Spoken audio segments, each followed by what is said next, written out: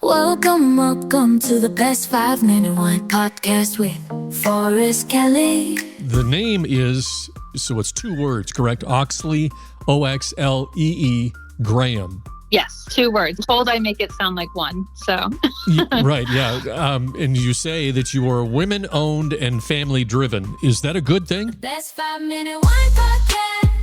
Yes, I think so. I am pretty much a one-woman show. I make all the decisions. I make the wines. I sell the wines. I deliver the wines once they're sold. So I'm pretty much carrying out every day-to-day operation. But then I really rely on family and friends to kind of help keep things moving. So if I have a bigger project, I need more hands. Usually I'm calling in my parents, my sister. My sister actually designed the label. My brother-in-law helps me a lot with my website. So it's a business that is owned by me, mostly run by me, but it definitely wouldn't run the same way if I didn't have all the support from my family and my friends. There's a whole organization. Have you tapped into that, of female-owned wineries?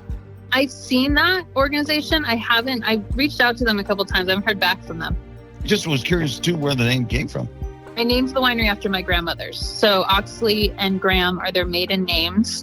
Being a woman-owned winery, I wanted to really lean on the strong women that came before me and kind of the lessons that my grandmother specifically taught me, you know, things that I see in myself that I saw in them. And they really bestowed on me, you know, strength and honesty and hard work and perfectionism and all these things that they kind of shared. And they were both such different women, but successful in their own ways. And so I really wanted to kind of honor that and pay it forward.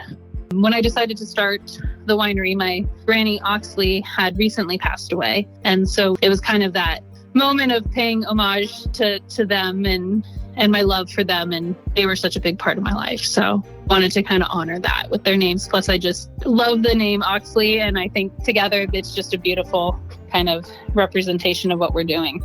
So Oxlee, now that's that's a nickname for your grandmother? That is her maiden name. Her name? So oh, gotcha. So it's also my dog's name. So I got a puppy right after she passed and named him Oxlee, and then decided to start a winery and thought I'm going to still use Oxlee. But now everyone thinks, oh, you named it after your dog. That's cute. But it's not named after him. And your dog is Scottish? He's a Scottish terrier. Yeah. Okay. I see that on your website. Yeah. Yeah, I've started a couple of businesses, and I made them in with my mother, who's still with me, but she named them after my mom and dedicated them to my mom. So that's why I was asking, woman-owned and woman-operated, that's a good thing? Yes, it's a great thing. I know you said you interned and you went through that transition, trying to find a job and getting it.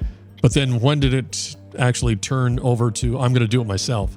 So I worked at Paul Hobbs for about 12 and a half years, and throughout that time, I kind of grew within the company. I started in the lab as the enologist and then grew to the assistant winemaker, and then director of winemaking fairly quickly. But I just really absorbed every lesson I could while I was there. So, you know, whether that was winemaking and how we worked with clones or how I fermented things, I got to really play and experiment. Paul was very gracious in letting me kind of be creative and drive the style a little bit.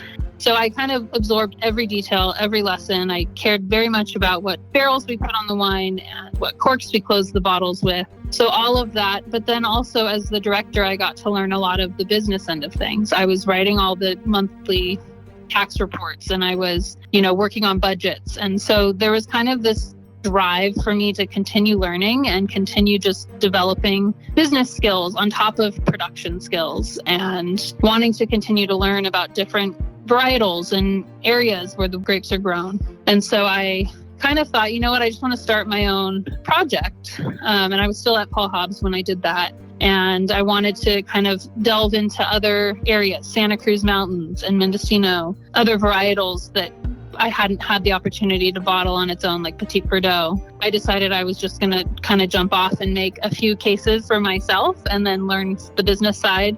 And so then that kind of quickly just grew into, you know what, I'm just going to do that solely as a business. And I kind of left Paul Hobbs. I stayed on for a little bit as a consulting winemaker for him and then broke off and just completely am doing Oxlee Graham now.